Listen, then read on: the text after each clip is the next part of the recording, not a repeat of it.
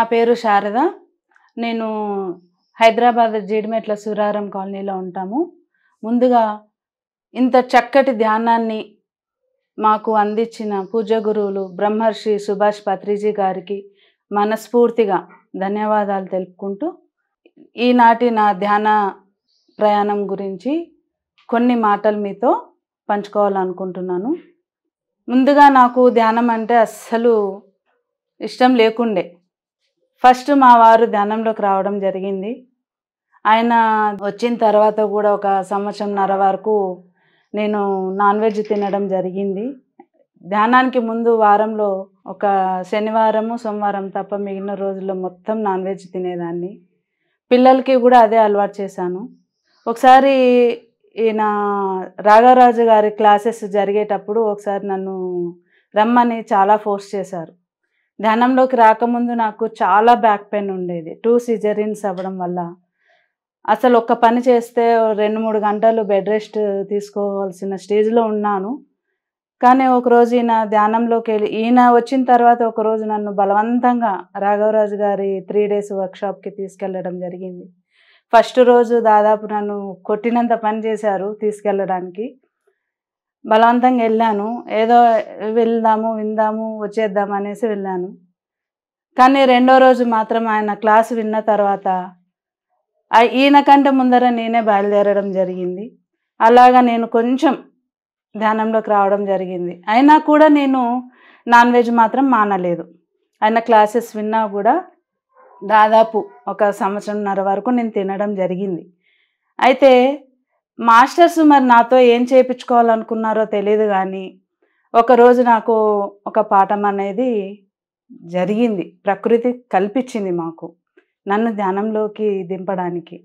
ఒకరోజు చిన్న బాబు ఒక 8 సంవత్సరాల వయసులో ఉన్నప్పుడు బిల్డింగ్ పైనుంచి కింద పడిపోయాడు, ఫస్ట్ ఫ్లోర్లో నుంచి. పడ్డప్పుడు నేను ఇంట్లో బ్యాక్ పెయిన్ తోటి మంచం మీద అస్సలు లేవలేని పరిస్థితిలో ఉన్నాను. ఆ రోజు బాబు పడ్డాడు అన్న విషయం కూడా నాకు తెలీదు. తను వచ్చేసి బాత్రూంలో కాళ్ళు చేతులు కడుక్కుంటున్నాడు. నేను మామూలుగా ఆడుకొని వచ్చాడు కదా అనేసి అలాగే ఉన్నాను. అందరూ పిల్లలు వచ్చేసి ఆంటీ ఆంటీ అని చెప్పి గుంపుగా వచ్చి బాబు కింద పడిపోయాడు అంటే ఏమైందని చెప్పేసి నేను దగ్గరికి తీసుకొని చూస్తే బాబుకి ఏమి కాల, జస్ట్ ఇట్లా కాలు గీర్కపోయి అలాగా ఉన్నాడు. ఎక్కడ కూడా ఇంత కుండడం కానీ ఇంత సిక్ అవ్వడం కానీ జరగలేదు.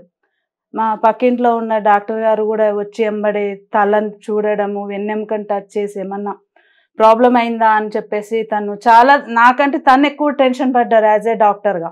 కానీ ఆ రోజు నాకు అనిపించింది, వీళ్ళు అందరూ ధ్యానానికి వెళ్ళారు క్లాసెస్కి, మాస్టర్స్ నన్ను ధ్యానంలోకి రప్పించడానికి అని చెప్పి పెద్ద ప్రమాదాన్ని కూడా చిన్నగా తప్పించడం జరిగింది. అప్పటి రోజుల్లో మా ఫైనాన్షియల్ ప్రాబ్లమ్స్ అసలు చాలా ఉండేవి. అట్లాంటి పరిస్థితిలో మేము ఖర్చు పెట్టలేము అనుకున్న పొజిషన్ని చిన్న ప్రమాదంగా తప్పియడం జరిగింది హాస్టల్ మాస్టర్స్. ఆ రోజు నుంచి నేను మాంసం విడిచిపెట్టానండి. ఆ తర్వాత ఇంకా ధ్యానం క్లాసెస్ ఎక్కడ జరిగినా, శాకాహార ర్యాలీలు ఎక్కడ జరిగినా వెళ్ళడం అలవాటు చేసుకున్నాను. అప్పుడు ఇంకా హౌస్ వైఫ్గానే ఉండేదాన్ని. తర్వాత గృహిణి నుంచి ఉపాధ్యాయునిగా మారాను.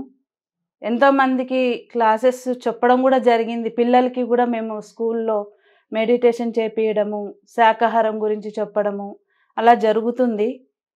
కొత్తగా వేరే స్కూల్కి షిఫ్ట్ అయినప్పుడు కూడా పిల్లలకి చెప్తే పిల్లలు వెళ్ళి పేరెంట్స్కి చెప్పడం జరిగింది.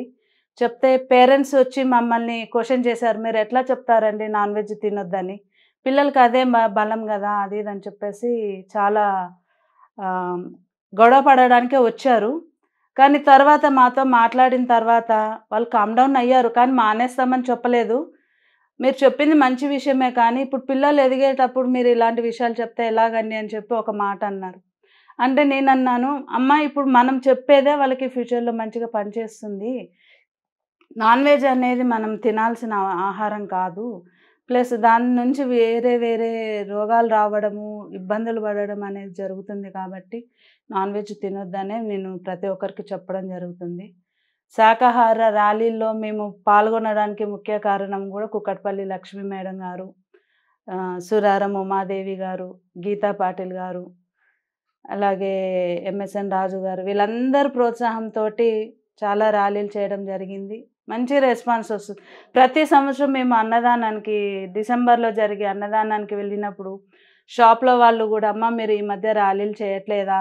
వెళ్ళట్లేదా?" అని మమ్మల్ని అడగడం జరుగుతుంది. చేస్తున్నాం సార్, కాకపోతే ఏరియా వైస్ చేయడం జరుగుతుందని చెప్పి, అలాగా ఈ ధ్యానం జీవితంలో మనము ఇప్పుడు యాజ్ ఏ టీచర్‌గా ఒక పేరెంట్ వచ్చి నన్ను, "అమ్మ మీరు చెప్పే పాఠాలు పిల్లలకి బాగా నచ్చుతున్నాయి. మీరు చెప్పే కథలు మీకు బాగా నచ్చుతున్నాయి. పిల్లలు ఎప్పుడు గూడా మిమ్మల్ని గుర్తుపెట్టుకుంటారు" అని చెప్పేసి అడగడం జరుగుతుంది. ఇంకొక మొన్న రీసెంట్‌గా ఒక పేరెంటు, "మేడం మీరు మా బాబుకి చెప్పిన పాఠాలు, కథలు ఇప్పటికి గూడా మా పిల్లలు గుర్తుపెట్టుకుంటున్నారు. ఈ ఆన్‌లైన్‌లో గూడా చెప్పండి మీరు కథలు" అని చెప్పి ఒక పేరెంట్ అడిగారంట. కానీ అంతవరకు నేను వెళ్ళలేక ఇక్కడే ఇంకా ఈ ధ్యాన ప్రపంచంలోకే వెళ్ళడం జరుగుతుంది. ఇలా ధ్యాన ప్రచారము, ధ్యానం జగత్తుకై మా వంతు కృషిగా మేము ముందుకు వెళ్తున్నాము. ఇంతటి సహకారాన్ని అందించిన పిఎంసి ఛానల్ గారికి, వాళ్లకు మనస్ఫూర్తిగా ధన్యవాదాలు.